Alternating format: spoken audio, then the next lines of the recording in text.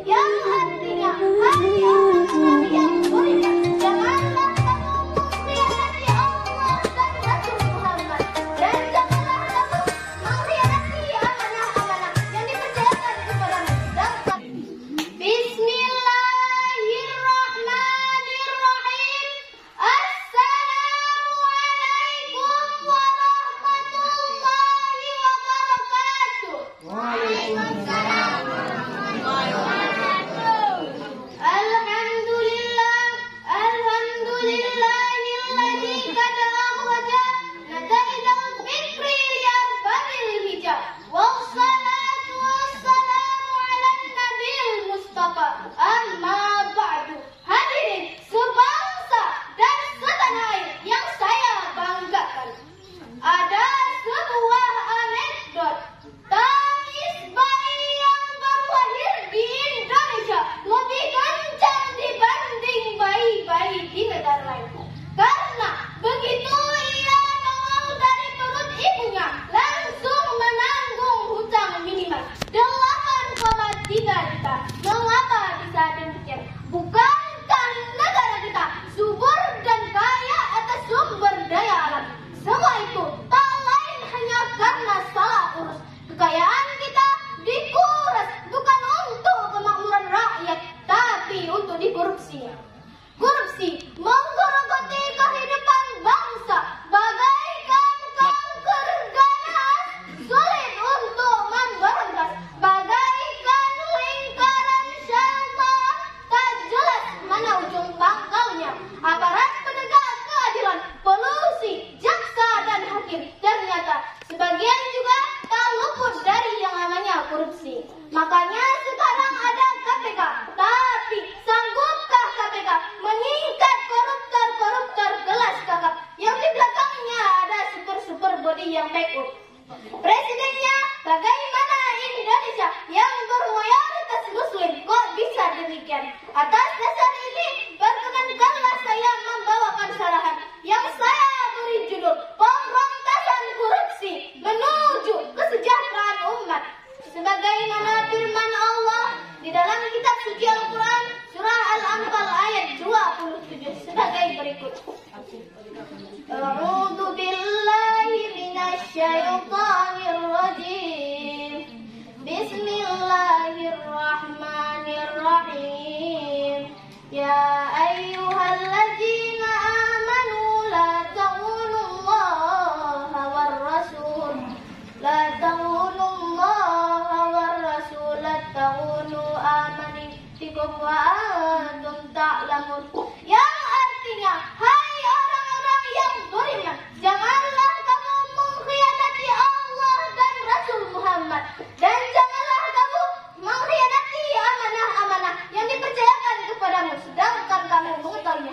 Hadirin wal hadirat yang berbahagia, mari kita perhatikan ayat di atas bahwa kata taqunu diulang 2 kali. Yang pertama, la taqunullaha war rasula. Yang kedua, taqunu amanatikum.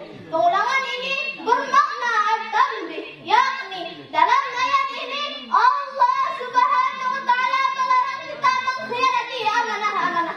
Dan persoalan amanah merupakan persoalan besar, karena ketika seseorang diserahi kepercayaan dan jabatan memimpin suatu lembaga atau diberi kuasa menduduki jabatan-jabatan publik, berarti di tengahnya lah keberhasilan urusan dan nasib orang banyak. Hadirin, kita merasa bangga sebagai negara yang beragama, dan setiap agama mengajarkan pentingnya menjaga amanah. Bahkan Rasulullah Sallallahu Alaihi Wasallam bersabda, "Ad-dinu amanatuhu, ad-dinu liman la amanatulahu." Urgensi agama adalah amanah dan tidak dipandang beragama bagi orang yang tidak amanah.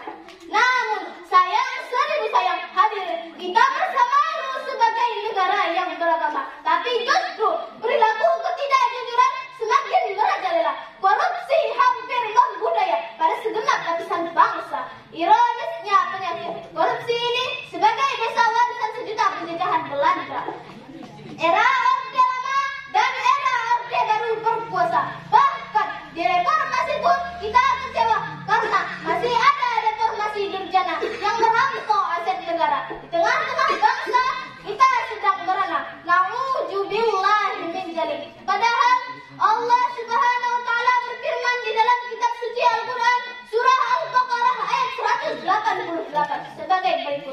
Bismillahirrahmanirrahim.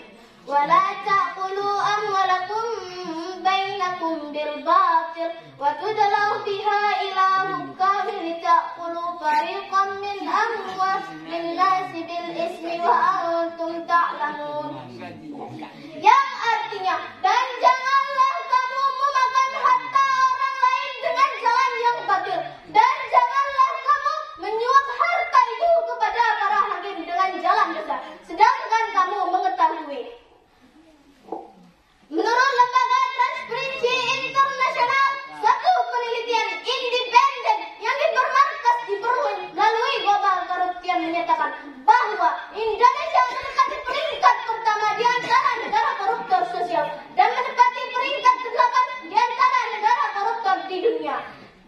Dalam mewujudkan Indonesia bebas korupsi, langkah yang pertama dan yang paling utama adalah hukum harus ditegakkan seadil-adilnya. Setuju?